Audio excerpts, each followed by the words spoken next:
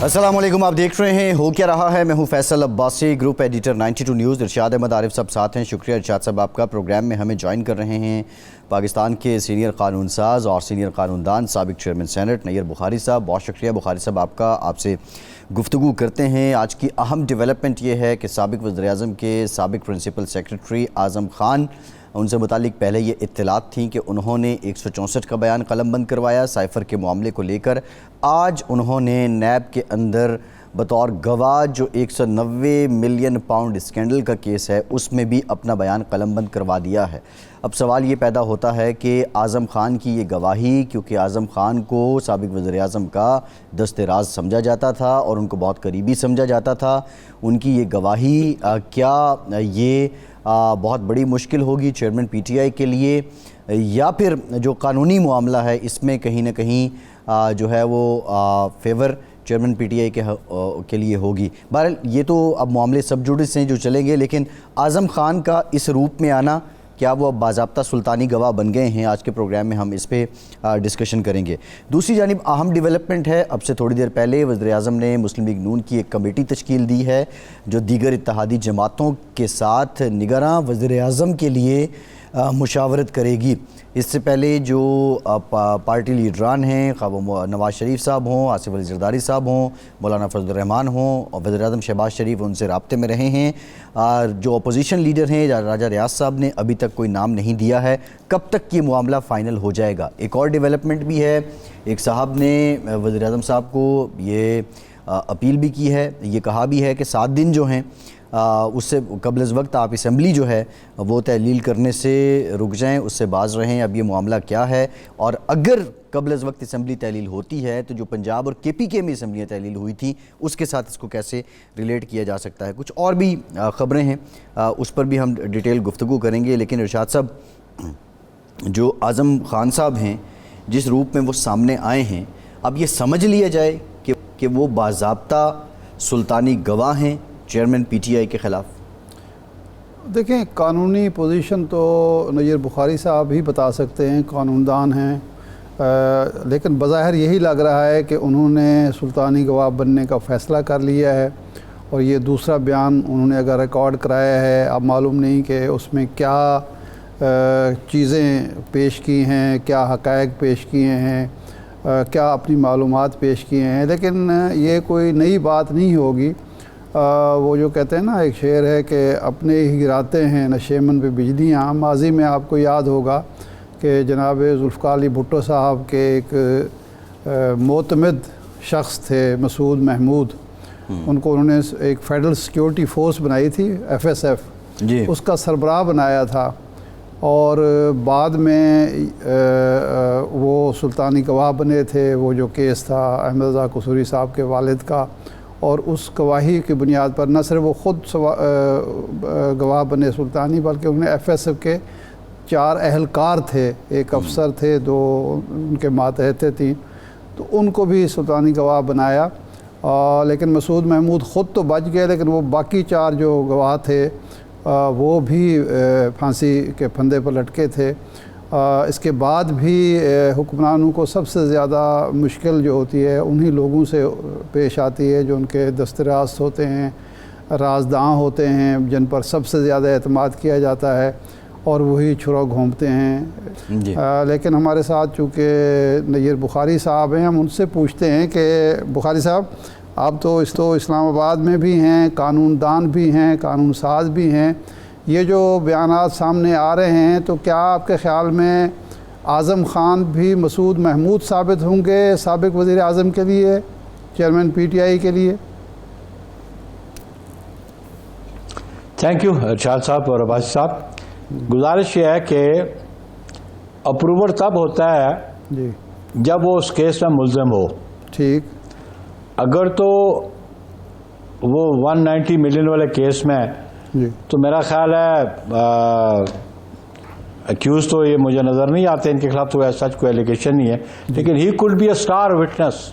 अच्छा, star witness in the sense के ये जो जितना प्रोसेस हुआ नेशनल क्राइम एजेंसी का और फिर जो कैबिनेट में आया تو سمریز جتنی بھی کیبنٹ میں جاتی ہیں وہ یا کیبنٹ کا جو ایجنڈا بنتا ہوتا ہے وہ پرنسپل سیکرٹری کے آفس سے بنتا ہے، ٹھیک، اور اس کے نالج میں بات ہوتی ہے. صحیح. تو اگر تو وہ اس کیس میں ان کو انویسٹیگیشن ہو رہی ہے، اس میں اگر تو وہ ایکیوزڈ ہیں، پھر تو ان کی اسٹیٹمنٹ کو اگر انہوں نے ریکارڈ کروائی تو پھر تو آپ کہہ سکتے ہیں کہ جی یہ اپروور ہے. ٹھیک. لیکن اگر انہوں نے بطور وٹنس کہ ان کے نالج میں تھی یا ان کے پوزیشن میں سرٹن ڈاکومنٹس تھے تو then he could be taken as a star witness. ٹھیک. یہ میں نے ایکسپلین کر دیا کیونکہ انڈر اپروور کو پارڈن گرانٹ ہوتی ہے. پارڈن گرانٹ ہوتی ہے ضابطہ فوجداری کے نیچے کسی کو ایکیوزڈ کو. تو ابھی تک مجھے یہ علم نہیں یا آپ کو بھی علم نہیں کہ وہ اس کیس میں وہ ایکیوزڈ ہے کہ نہیں ہے، اور اگر وہ ایکیوزڈ نہیں ہے تو پھر ہی از اے اسٹار وٹنس. نہیں، اسٹار وٹنس کے لیے کیا رعایت ہے کوئی قانون میں یا وہ بھی سزا پائے گا؟ نہیں، قانون ملزم سزا پاتا ہے نا، وٹنس تو سزا نہیں پاتا. جی اچھا ٹھیک ہے. اپروور وہ بنتا ہوتا ہے جو کو ایکیوزڈ ہوتا ہے. جی بالکل بالکل. ایکیوزڈ جو ہوتا ہے کسی کیس میں کو ایکیوزڈ جو ہوتا ہے وہ اپروور بنتا ہے. اچھا، اس کو پارڈن ملتی ہے. یہ جو کہا جا رہا ہے اگر کسی نالج میں کوئی ہے. جی جی جی جی جی فرمائیں. ہاں اچھا، گزارش یہ جو کہا جا رہا ہے کہ 164 کا بیان جو ہے وہ ایک شخص اپنے طور پر درج نہیں وہ نہیں کر سکتا، رپورٹ رجسٹر نہیں کرا سکتا، بلکہ اس کے لیے ضروری ہے کہ وہ ملزم کی موجودگی میں ہو اور اس پر جرح بھی ہو. تو کیا قانونی پوزیشن یہی ہے؟ یہ علیحدگی میں دیا گیا، الگ سے ایک آدمی نے جا کے بیان دے دیا ہے تو اس کی قانونی حیثیت ہوگی؟ نہیں، یہ آپشن ان کے پاس ایکیوزڈ کے پاس ہے. اگر ایکیوز نہیں ہے، 164 کا بیان ہے تو 164 کا بیان یہ ہے کہ it is signed and attested by the witness. 161 کے بیان جو ہیں وہ پولیس کے مطابق ہوتے ہیں، اس پہ سائن نہیں ہوتے کسی گواہ کے. تو یہ اس کو وہ کنفرنٹ کر سکتے ہیں، لیکن اس کو زیادہ اتھینٹک سمجھا جاتا ہے جو بیان مجسٹریٹ کے پاس ہوتا ہے. تو یہ کراس ایگزامن کرنے کی اپرچونٹی ملزم کو ٹرائل پہ بھی موجود ہوتی ہے. تو یہ ہارڈ اینڈ فاسٹ رول نہیں ہے کہ جی ملزم ہو تو اس کی موجودگی میں ہو. ان ایبسنس آف ملزم بھی 164 کا بیان ریکارڈ ہوتا ہے. صحیح ہے. اچھا بخاری صاحب، یہ 190 ملینز جو پاؤنڈ کا کیس ہے، اس سے ہٹ کے ہم دیکھیں اگر دوسری طرف آئیں، جو بھی انکوائری ایف آئی اے کرے گا 25 جولائی کو چیئرمین پی ٹی آئی کو طلب بھی کیا ہے، اور یہ 164 کا بیان اعظم خان صاحب کا ہم دیکھیں، اس کو مد نظر رکھتے ہوئے آپ کیا سمجھتے ہیں یہ جو کیس بلڈ ہوگا یا بنے گا، اس میں اعظم خان کا سٹیٹس وٹنس کا ہوگا، سٹار وٹنس کا ہوگا یا کو ایکیوزڈ کا ہوگا؟ کیونکہ ان کے پاس ایک اتھارٹی تھی سرکاری دستاویز کی، پرائمریلی تحفظ انہوں نے یقینی بنانا تھا. نہیں، بات یہ ہے کہ وہ انڈر دی سپرویژن اور ڈائریکشن آف پرائم منسٹر وہ کام کرتے تھے، اور وہ جو مٹیریل ہوتا تھا وہ ان کے سامنے وہ پلیس کرتے تھے. 190 ملین والا ایشو ہے تو یہ تو کیبنٹ کو اندھیرے میں رکھ کے ایک لفافہ دکھا کے کیبنٹ کی اپروول لی گئی. کیبنٹ کے ممبرز کو پتہ بھی نہیں تھا کہ اس لفافے میں لکھا ہوا کیا ہے. اور اب سو فار یہ تو 164 کا بیان ہے. یہ اگر میں نے کہا تھا کہ ملزم ہوتے تو پھر یہ اپروور کا بیان ہوتا، اور اگر وہ ملزم نہیں ہے تو وہ سٹار وٹنس ہے، امپورٹنٹ وٹنس ہے اس کیس کے. اور لیٹس سی کہ ابھی کیس جو ہے انکوائری سٹیج پہ ہے یا انویسٹیگیشن سٹیج پہ ہے. پروبیبلی انویسٹیگیشن سٹیج پہ ہے تو یہ بڑا مٹیریل ایویڈنس ہوگی اعظم خان کی، بڑی مٹیریل ایویڈنس ہوگی. بخاری صاحب، ہم یہ سمجھنا چاہ رہے ہیں، لوگ بھی یہ سمجھنا چاہ رہے ہیں، جو آئین و قانون ہے اس کے مطابق یہ جو رولز آف بزنس ہیں، ایک دستاویز ہے، فارن آفس جو ہے وہ پرائم منسٹر آفس کو بھیج رہا ہے، اور اس کی جو ذمہ داری ہے یا اس دستاویز کا تحفظ ہے، اگر پرائم منسٹر سائفر کے حوالے سے، سائفر کے حوالے سے، میں سائفر کے کنٹیکس میں بات کر رہا ہوں، وہ سائفر جو تھا وہ اگر پرائم منسٹر کو دے دیا جاتا اور پرائم منسٹر واپس نہیں کرتے تو اس دوران اعظم خان صاحب نے کوئی سمری بھی، کوئی نوٹ بھی نہیں لکھا، تو کیا یہ پارشلی ان پہ یہ اس میں شامل نہیں ہو جاتے اس سارے سلسلے میں، یا ان پہ الزام اس طرح نہیں بنتا اور ذمہ داری ان کی نہیں تھی اس دستاویز کی حفاظت؟ دیکھیں لیٹ سی کہ اس سائفر میں انویسٹیگیشن جو ہو رہی ہے وہ اعظم خان کو کہاں پلیس کرتے ہیں. پرائمریلی تو ابھی ان کا بیان 164 کا ہوا، لیکن ابھی یہ بات واضح نہیں ہے کہ وہ بطور اپروور ہوا. اپروور کے لیے کہ پہلے پارڈن گرانٹ ہوتی ہے جی، اور وہ بھی ضابطہ فوجداری کے نیچے پارڈن گرانٹ ہوتی ہے، لیکن اس قسم کی چیز تو پبلک نہیں ہوئی کہ ان کو پارڈن گرانٹ ہوئی ہے، اور نہ ہی اس قسم کی بات سامنے آئی کہ وہ ایکیوز تھے اس میں. تو میں تو ابھی تک یہ سمجھتا ہوں کہ وہ سٹار وٹنس ہے. ٹھیک. اچھا بخاری صاحب، اس سے ہٹ کے ایک دوسرے موضوع پر آتے ہیں. اس وقت ایک ایشو بنا ہوا ہے، وہ ہے نئی مردم شماری کا. MQM اور جماعت اسلامی کا مطالبہ یہ ہے کہ نئی مردم شماری کا باقاعدہ اعلان کیا جائے، نوٹیفائی کیا جائے، اس کے بعد نئی حلقہ بندی ہو اور الیکشن نئی حلقہ بندیوں کے مطابق ہوں. اب اطلاعات یہ آ رہی ہیں کہ MQM کے دباؤ پر یا اپنے طور پر وزیر اعظم نے یہ معاملہ CCI میں رکھنے کا وہ کیا ہے، جس کے بعد منظوری کے بعد اس کو ڈکلیئر کر دیا جائے گا. لیکن الیکشن کمیشن کا کہنا یہ ہے کہ اگر نئی مرد و شماری کا اعلان ہو جاتا ہے 31 جولائی تک، تو پھر حلقہ بندیوں میں 3-4 ماہ چاہیے ہوں گے اور الیکشن اگلے سال فروری مارچ تک چلے جائیں گے. تو آپ کی اور پیپلز پارٹی کے اس بارے میں کیا رائے ہے کہ نئی حلقہ بندیوں کے لیے، نئی مردم شماری کے تحت انتخابات کے لیے 4-5 ماہ کا التوا جو الیکشن میں ہے وہ جائز ہے، ہونا چاہیے، یا الیکشن ہر صورت اکتوبر-نومبر میں ہو جانے چاہیے؟ دیکھیں یہ ساری باتیں ڈیپینڈ کرتی ہیں ارشاد صاحب جی کہ CCI کیا ڈیسیژن لیتی ہے. ٹھیک. یہ سارا دار و مدار CCI کے فیصلے پہ ہے. ٹھیک. اور آپ کو یاد ہوگا کہ 2018 کے الیکشن میں جو سینسس تھا وہ پروویژنل تھا، اور پروویژنل پہ ڈیلیمیٹیشن نہیں ہوتی. ٹھیک. اور اس وقت کانسٹیٹیوشنل امینڈمنٹ کی گئی تھی کہ ڈیلیمیٹیشنز اور ہوگی پروویژنل سینسس کی بنیاد پہ. آرٹیکل 51 کی ریکوائرمنٹ ہے کہ officially published last officially publish census ہے، اس کی بنیاد پہ ڈٹرمن ہوگی کانسٹیچوئنسیز بھی اور ڈیلیمیٹیشن کی. اور اب یہ سارا ڈپینڈ کرتا ہے کہ کاؤنسل آف کامن انٹرسٹ نئی مردم شماری کو اپروو کرتی ہے اور آفیشلی پبلش کرتی ہے، تو پھر تو آپ کو نئی ڈیلیمیٹیشن کرنی پڑے گی. اور ہم سمجھتے ہیں کہ انتخابات جو ہے جو آئین کے تقاضے ہیں اس کے مطابق ہونے چاہیے. اگر وہ CCI پبلش نہیں کرتی تو جو پریویس ڈیلیمیٹیشنز ہوئی ہیں آبویسلی الیکشن کمیشن انہی پہ انتخابات کروائے گی. اور ہم یہ سمجھتے ہیں کہ یہ ڈیسیژن گورنمنٹ کو CCI میں کرنا ہے تو لیٹ دیم ڈیسائیڈ اٹ. لیکن پیپلز پارٹی ہمیشہ یہ بلیو کرتی ہے کہ جو کانسٹیٹیوشنل پروویژنز ہیں ان کو اپ ہولڈ کرنا چاہیے. جتنے جلدی انتخابات ملک میں ہوں گے میں سمجھتا ہوں وہ بہت بہتر ہے، چاہے وہ 60 ڈیز کے اندر ہو ٹرم پوری کرنے پہ، یا 90 ڈیز کے اندر ہو ریزولوشن کی صورت میں. برصورت انتخابات بہت ضروری ہیں اس ملک کے لیے بھی.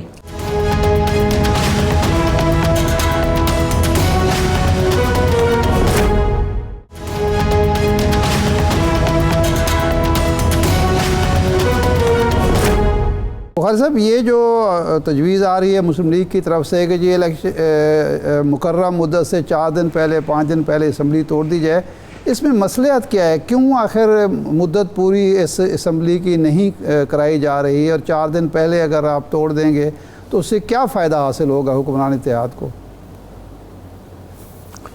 دیکھیں بات بڑی سیدھی سی ہے، تھوڑا ٹائم سپیس اگر ہو سکتی ہے، لیکن ایک بات ارشاد صاحب آپ یہ بھی ذہن میں رکھیں، یہ کولیشن گورنمنٹ ہے. اگر ایک اتحادی اپنی سپورٹ وڈرا کر لے پرائم منسٹر سے تو وہ حکومت کنٹینیو رہ سکتی ہے. نہیں رہ سکتی. پھر الٹیمیٹلی پرائم منسٹر کو ایڈوائز کرنا پڑے گا کہ جی اسمبلی ڈیزالو کی جائے. ٹھیک ہے. تو لیٹس ناٹ بی اسپیکولیٹو اور ہائپوتھیٹیکل کوشچنس. میں سمجھتا ہوں کہ it is not much difference. دیکھیں جی بائی آل مینس ڈیزولوشن کی بنیاد پہ بھی فرسٹ ویک آف نومبر میں انتخابات ہو جائیں گے. لیکن پھر ڈفرنس کیا ہوگا بخاری صاحب جب پنجاب میں اور کے پی کے میں اسمبلی ڈیزالو کی گئی اور یہ کہا گیا کہ کانسٹیٹیوشنل رائٹ تھا chief executive of the province Pervaiz Elahi sahib کا اور محمود خان صاحب کا, اور اگر یہاں بھی اگر وزیر اعظم صاحب بھی کانسٹیٹیوشنل رائٹ کو پریکٹس کر لیتے ہیں تو پھر اس میں مطلب یہ ایک جواز آپ نہیں سمجھتے کہ جو پنجاب میں الیکشن ڈیلے ہونے کا یا کے پی کے میں الیکشن نہ ہونے کا جو جواز تھے وہ کسی حد تک کمزور پڑ جائے گا حکمراں اتحاد کا؟ نہیں یہ بات نہیں ہے. بات دیکھیں نا, وہ آؤٹ کم تھا ایک کنٹروورشل ججمنٹ کا. سپریم کورٹ نے کیوں نہیں ججمنٹ دی کے پی کے حوالے سے کہ یہ تاریخ کیوں نہیں دی, اور سپریم کورٹ نے پنجاب میں کہہ دیا. پھر ڈیسیژن بھی کنٹروورشل ہو گیا کہ یہ 3-2 کا ججمنٹ ہے یا 4-3 کی ججمنٹ ہے. تو let's not go in all those things. اب ہم تو یہ کریں کہ پھر سیکنڈ ایک اور بات بھی بڑی امپورٹنٹ ہے عباسی صاحب کہ ہمارے بہت سارے جو فیڈریٹنگ یونٹس ہیں, مثلا کشمیر بھی ہے یا گلگت بلتستان بھی ہے, ان کے عوام بھی اور ان کے یہ پولیٹیکل پارٹیز ہیں, ان کا مطالبہ ہے کہ پاکستان میں جب انتخابات جنرل الیکشنز ہوں تو کشمیر کے بھی اور گلگت بلتستان کے بھی انتخابات ان کے ساتھ ہونے چاہیے. ان کی اپریہنشنز یہ ہیں کہ جب فیڈرل گورنمنٹ کی موجودگی میں جو کسی جماعت کی بھی ہو انتخابات گلگت بلتستان میں یا کشمیر میں ہوتے ہیں تو وہ انفلوئنس کرتے ہیں, وہ افیکٹ کرتے ہیں, اور فری اینڈ فیئر الیکشنز کے لیے وہ ان کا بھی مطالبہ ہے. اسی بنیاد پہ ہم سمجھتے تھے کہ 60% جو پاکستان کے الیکشن اگر اس وقت ہوتے تو فیڈرل گورنمنٹ کسی اور کی بیٹھی ہوتی, پروونس کی الیکشن کا رزلٹس کچھ اور آتا, اور پھر جب جنرل الیکشنز کی باری آتی نیشنل اسمبلی کے لیے اس وقت پروونشل گورنمنٹس کچھ اور ہوتی تو پھر وہ انفلوئنس کرتی.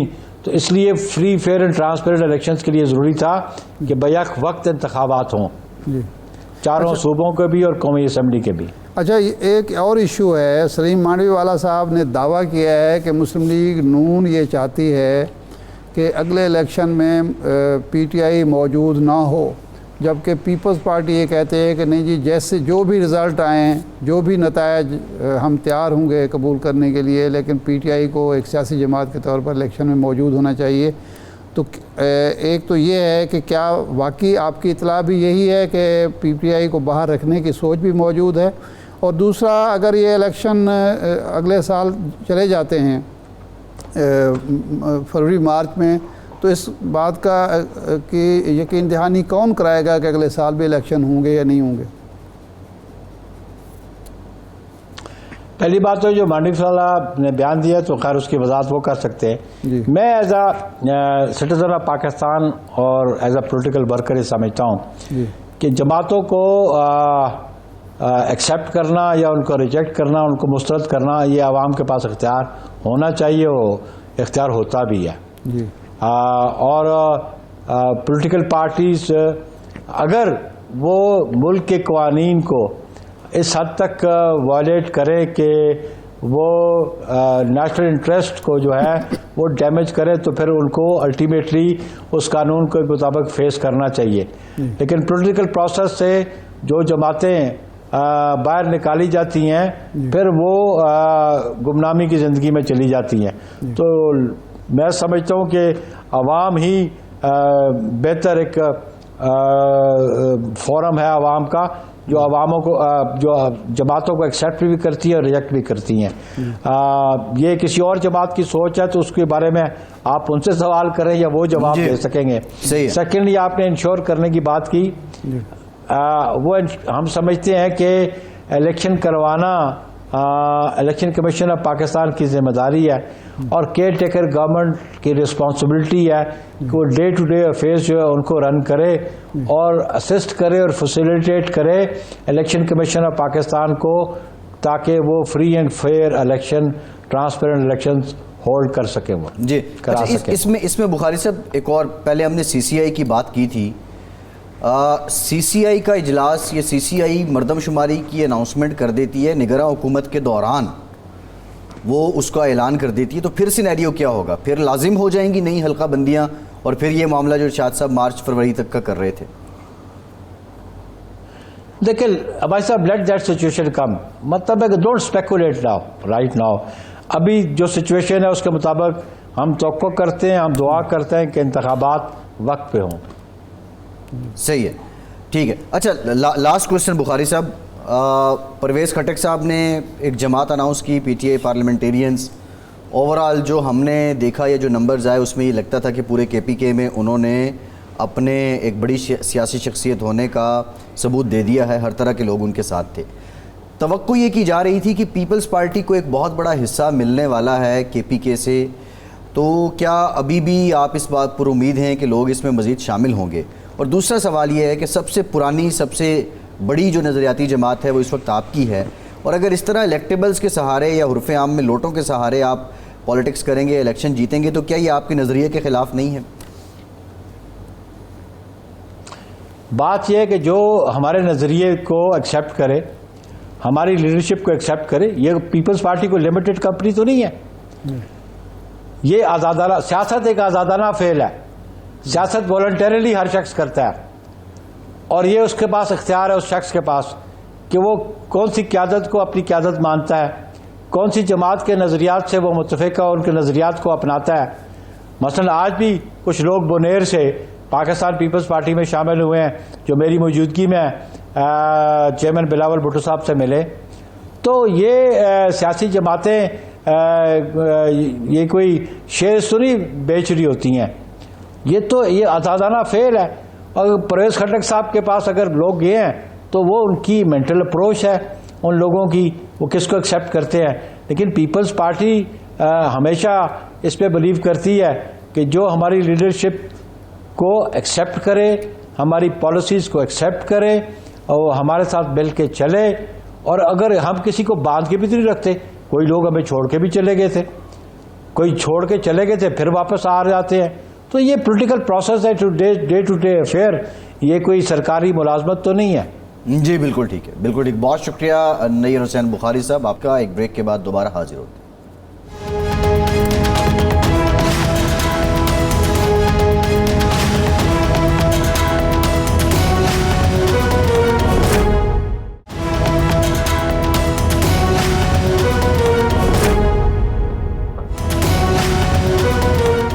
بریک کے بعد ایک بار پھر سے آپ کو خوش آمدید کہیں گے. ہمیں جوائن کیا ہے سابق ایڈوکیٹ جنرل پنجاب احمد اویس صاحب نے. بہت شکریہ احمد صاحب آپ کے وقت کا. احمد صاحب، اب معاملات تو بہت سے ہیں، لیکن یہ جو اعظم خان صاحب نے پہلے ان کا 164 کا بیان، اس سے متعلق خبر آئی، اور اب نیب میں وہ پیش ہوئے ہیں جو 190 ملین پاؤنڈ کا کیس ہے، جو معاملہ ہے اس کو لے کر. دونوں معاملات میں آپ کیا سمجھتے ہیں کہ اعظم خان صاحب جو ہیں وہ گواہ کے روپ میں ہی رہیں گے، یا سائفر والے معاملے میں بالخصوص وہ شریک ملزم بھی آ سکتے ہیں؟ بسم اللہ الرحمن الرحیم. دیکھیے نا، اعظم خان صاحب جس مسٹیریس طریقے سے غائب ہوئے اور اس کے بعد وہ دوبارہ سے نظر آئے، تو یہ خود بہت سارے شکوک و شبہات کو جنم دیتی ہے بات کہ ایک مہینہ ایک آدمی غائب رہتا ہے اور پھر وہ والنٹیئر اپنے آپ ہی آؤٹ آف بلو آ جاتا ہے کہ جی میری سٹیٹمنٹ ریکارڈ کرو. وہ سٹیٹمنٹ کہاں ریکارڈ ہوتی ہے، کہاں پیش ہوتا ہے، وہ کوئی کسی عدالت میں کہیں نظر نہیں آتا. سٹیٹمنٹ ریکارڈ ہو جاتی ہے اس کی، اور اس کے بعد پھر وہ آج وہ نیب کی کیس کے اندر بھی وہ وہاں پہ پیش ہو کے وہ سوال نامہ ان کو مل گیا. جی تو اس مشکوک آمیز طریقے سے ان کا ایک دم سے پولیٹیکل ہورائزن پہ ایسے نمودار ہونا، جی یہ اس بات کی شہادت دیتا ہے کہ انہوں نے دونوں کیسوں کی پوزیشن کو کمزور کر دیا. اچھا، ایک طرف وہ وعدہ معاف گواہ بن گئے، جی سائفر کیس میں جی وہ وعدہ معاف گواہ بنا دیے گئے ہیں. جی اور آپ کو پتہ ہے کہ جب 164 کی سٹیٹمنٹ ریکارڈ ہو جی اور وہ ایکیوزڈ ہو اور وعدہ معاف گواہ اس کو بنا دیا جائے، جی تو اس کی ویسے اہمیت ختم ہو جاتی ہے. اچھا. And he is subject to very strong cross examination. اچھا. ایک طرف، اور دوسری بات یہ ہوتی ہے جی کہ اٹ ہیز ٹو بی، اس کو ایک انڈیپینڈنٹ एविडेंस से corroborate करवाना ज़रूरी होता है, अच्छा। अदरवाइज उसकी कोई हैसियत नहीं होती। ठीक। और एक वादा माफ गवाह जो है वो जब वो जो कादर ट्रस्ट केस के अंदर जब वहां पे जाके भी कोई स्टेटमेंट देगा या बयान देगा तो उसकी जब कोई विटनेस का ये पता लगे कि वो इंटरेस्टेड है या आउट ऑफ फियर या किसी प्रेजुडिस है किसी भी वजह से या इंटरेस्टेड है, वो विटनेस की अहमियत नहीं रहती कानूनी शहादत के तहत। अच्छा। तो ये दोनों केस इनकी वजह से अगर कोई हैसियत थी भी तो खराब हो गए, जो मैं अच्छा। समझता हूँ। अच्छा। बहरहाल ये उनकी अपनी विजडम है जिन्होंने ये खेल खेला है, तो वो सच जो है वो बहरहाल निथर के सामने जरूर आ जाएगा इसमें। नहीं वैसा मैं ये किसी का समझता हूँ। खेल कैसे और हो इससे सकता है? ना तो घबराने की नहीं, वो एक जिम्मेदार ब्यूरोक्रेट थे, उनका ज़मीर ने मलामत की होगी, उन्होंने सोचा होगा कि जी स्टेट इंटरेस्ट जो है उसको वाच करना चाहिए, तो इस पर तो एतराज़ नहीं हो सकता ना जी। इसकी आप कोई मुमासलत मसूद महमूद से देखते हैं? मसूद महमूद साहब एक दौर में आपको याद होगा भुट्टो साहब के खिलाफ वादा माफ गवाह बने थे, तो ये उससे मुमासलत है इनके इस केस बने थे जी? नहीं, आई डोंट थिंक सो। अच्छा। वो नहीं है। उसकी वजह ये है कि देखिए ना, जब हालात बदलते हैं, मामलात बदलते हैं, अब इतना वो मामलात जो हैं उससे बहुत मामलात में दुनिया और सोसाइटी जो है वो एडवांस करके कहाँ से कहाँ चली गई है। उस भुट्टो केस को आज तक किसी अदालत ने कभी रेफर करने के भी वो जो है वो जोर नहीं दिया और कभी ये कोशिश नहीं की कि इसको भी किसी केस के अंदर रेफर किया जाए, भुट्टो मर्डर केस जो था। तो इसलिए नहीं, वो बाबर अवान साहब एक रेफरेंस लेकर नहीं आए थे अहमद साहब? बाबर अवान साहब एक रेफरेंस लेकर आए थे आई थिंक। नहीं तो वो रेफरेंस तो आया था उसके केस के खिलाफ आया था ना, वो तो कह रहे हैं कि उसको बतौर नज़ीर पेश नहीं किया जाता। अब सही है, बिल्कुल ठीक है, ठीक है, आप जारी रखें। अच्छा, आप कुछ फरमा रहे थे, कह रहे थे कुछ? मैं ये कह रहा था कि मैं तो ये तो एक है ना कि एक पर्टिकुलर केस में उसकी क्या वो जो रेफरेंस उन्होंने बाबर अवान साहब ने भी एक ड्रामा रचाया था कि जी वो उनको अब बरी कर दिया जाए जी, भुट्टो केस को दोबारा उसका जो है रिविजिट किया जाए उस केस को। जी जी जी जी। और वो बीच में छोड़ के चले गए। वो एक सूरत हाल और है। मैं ये कह रहा हूँ कि जो कानूनी रिक्वायरमेंट है, कानूनी शहादत जो है वो उसको आप सामने रखेंगे और इसकी स्टेटमेंट को सामने रखेंगे और उसमें वादमात गवाह की हैसियत और अहमियत क्या होती है। सही। आपके सामने इसहाक डार की मिसाल होगी जी, उसको भी अप्रूवर बनाया गया था। ठीक। वो भी एक्यूज था, उसकी भी 164 की स्टेटमेंट रिकॉर्ड हुई थी। ठीक। लेकिन आपने देखा कि वो काजी फायदीसा साहब ने क्या किया उस केस के साथ। सही। इसलिए ये इस तरीके से, और फिर यहाँ तो एक मिस्टीरियस एक्ट है। 1 महीना एक शख्स गायब रहता है, ना फैमिली को मिलता है, ना कहीं नजर आता है वो कहाँ रहा, उसके ऊपर क्या किया गया, किस स्टेज पे आया। जिस वक्त वो ओपन कोर्ट में उसके ऊपर क्रॉस एग्जामिनेशन होगा, ये सारी चीजें निथर की और खुल के सामने आ जाएंगी उसी वक्त। लेकिन अहमद साहब ये साइफर केस में तो अभी केस बना ही नहीं ना, साइफर वाले मामले में तो अभी केस बना ही नहीं है। जी बिल्कुल, अभी तो इंक्वायरी इन्वेस्टिगेशन होनी है। ये मैं इसे नहीं कह रहा हूँ ना, ये एक्यूज कैसे हैं? ये तो मतलब आजम खान साहब एक्यूज कैसे हो गए? वो एक्यूज तो उसमें जो अगर वो एक्यूज ना होंगे हो तो उनका वादा माफ क्यों बनाया गया जी? आपने कल सुना होगा इरफान कादर साहब जो आजकल एडवाइजर हैं जी प्राइम मिनिस्टर शहबाज शरीफ साहब के, जी वो प्राइम मिनिस्टर के, वो कल बाकायदा अपनी जो गौहर अफशानी कर रहे थे उसमें वो ये उन्होंने बताया था कि वो वादा माफ गवाह उनको बनाया गया। हाँ जी हाँ, वो तो इसलिए मैं आपसे कह रहा हूँ कि वो जी जी तो जी इस वजह से मैं आपसे ये बात कर रहा हूँ कि ये सूरत हाल जो है ना, ये सिर्फ केस को और ख़राब ही कर देगी अगर लेकर आएंगे। और उसकी दूसरी बात लीजिए जी, आप देखें कि इंटरनेशनल डायनेमिक्स बदल गए थे। आप उस तरफ भी देखेंगे ना, जब किसी को आप सजा या जजा की तरफ जाएंगे, आप उसका जब ओपन कोर्ट ट्रायल होगा article 10A of the constitution के पेश नज़र, तो फिर सारी बातें सामने आएंगी। ठीक है। उस जमाने के अंदर जब ये बात हो रही है, यहाँ पे यूनिपोलर वर्ल्ड से दोबारा से एक बाइपोलर वर्ल्ड बन गई है। अच्छा। दोबारा से जो है अमेरिका की जो सुपर पावर का इमेज जो है वो खत्म होके अब एक और ग्रुपिंग हो गई نیا فیز جو ہے وہ کولڈ وار کا شروع ہو گیا.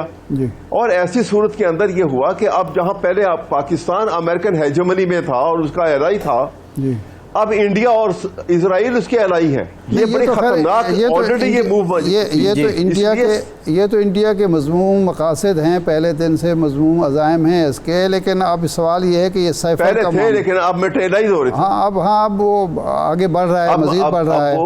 جی ہاں, لیکن جو سوال ہے وہ یہ ہے کہ اگر یہ دو کیس اب بنتے ہیں, نمبر 1 تو یہ ہوگا کہ جی آفیشیل سیکریٹ ایکٹ جو ہے اس کی خلاف ورزی ہوئی, پبلک کیا گیا اس کو. دوسرا یہ ہے کہ ایک جو ڈاکومنٹ تھی, آفیشیل ڈاکومنٹ تھی, اس کو غائب کر دیا نے.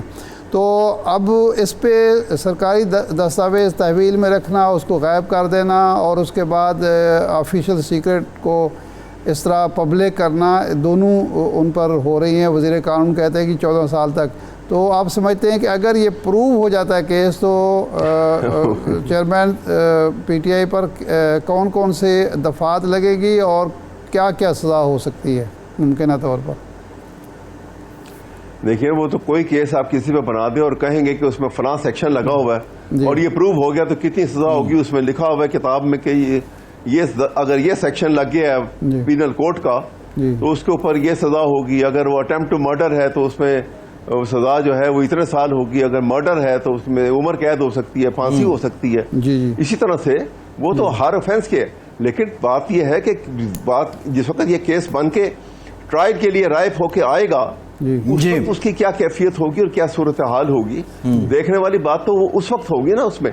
اور اس کے اندر ایک بات جو ہے نا, وہاں پہ یہ ساری باتیں مد نظر رکھی جائے گی. آپ کو یاد ہوگا 1977 میں بھٹو جب وہ آخری ایجیٹیشن بہت زیادہ ہو گئے تھے, تو بھٹو نے بھی لیٹر جو ہے امریکہ کا ہاتھ میں لے کے لہرایا تھا اور کہا تھا کہ یہ bloodhounds are after my blood. بالکل ٹھیک ہے, بار بار دکھا رہے تھے اس لیٹر کو. جی ٹھیک, بہت شکریہ احمد اویس صاحب, بہت شکریہ آپ ہمارے ساتھ موجود تھے. ایک بریک کے بعد دوبارہ حاضر ہوتے ہیں.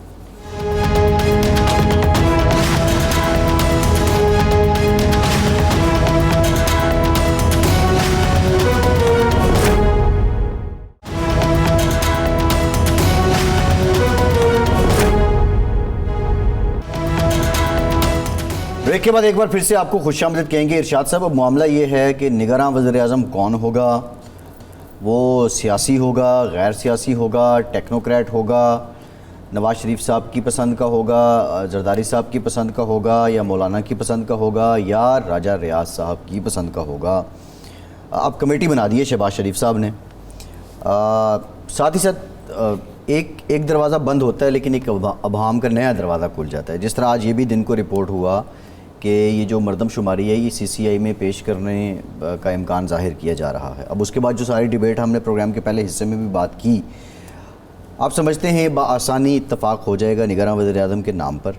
اور جو نیر بخاری صاحب نے گفتگو کی ہے سی سی آئی والے کنٹیکسٹ میں, نئی پرانی مردم شماری والی کنٹیکسٹ میں, یہ دیکھتے ہوئے سنتے ہوئے آپ کو الیکشن 3 مہینے بعد نظر آ رہے ہیں یا فروری مارچ میں نظر آ رہے ہیں 2024 میں, یا وہاں بھی نہیں آ رہے؟ دیکھیں جو صورتحال ہے, دیکھیں اگر تو حکمران اتحاد کے لیے اور ان کے سرپرستوں کے لیے حالات سازگار ہوں تو نہ روزانہ ایک نیا کیس بن رہا ہو, نہ کوئی نیا گواہ سامنے آ رہا ہو, اور نہ یہ جو پھرتیاں ہیں حکمران اتحاد کی یہ نظر آ رہی ہوں. اگر حالات سازگار نہیں ہیں حکمران اتحاد کے لیے تو پھر الیکشن انہوں نے کرا کے کیا کرانا ہے؟ یہ ٹھیک ہے کہ ماضی کی طرح الیکشن اب بھی جو ہوں گے وہ کوئی 100% فیئر اینڈ فری نہیں ہوں گے, یہ ٹھیک ہے. لیکن اصل مسئلہ ہے الیکشن ڈے پر میرا ہمیشہ نقطہ نظر یہ رہا ہے کہ جو بھی ہوتا ہے, دھاندلی ہوتی ہے, نتائج تبدیل ہوتے ہیں, یہ سارا کچھ پہلے ہوتا ہے. الیکشن ڈے پر یہ بہت مشکل ہوتا ہے. پولنگ ریگنگ جو ہوتی ہے وہ ہوتی ہے, اب بھی ہوگی. لیکن مسئلہ یہ ہے کہ اس دن کس طرح سے مینیپولیٹ کیا جائے گا, مینیج کیا جائے گا الیکشن. تو اگر تو وہ ہو سکتا ہے تو پھر تو الیکشن اکتوبر میں ہو جائیں گے، اگر وہ مارچ میں ہو سکا تو پھر مارچ میں ہو جائیں گے۔ ٹائم ختم ہو گیا ہے، ٹائم ختم ہو گیا ہے۔ بہت شکریہ آپ کا، آج کے پروگرام سے اتنی اجازت۔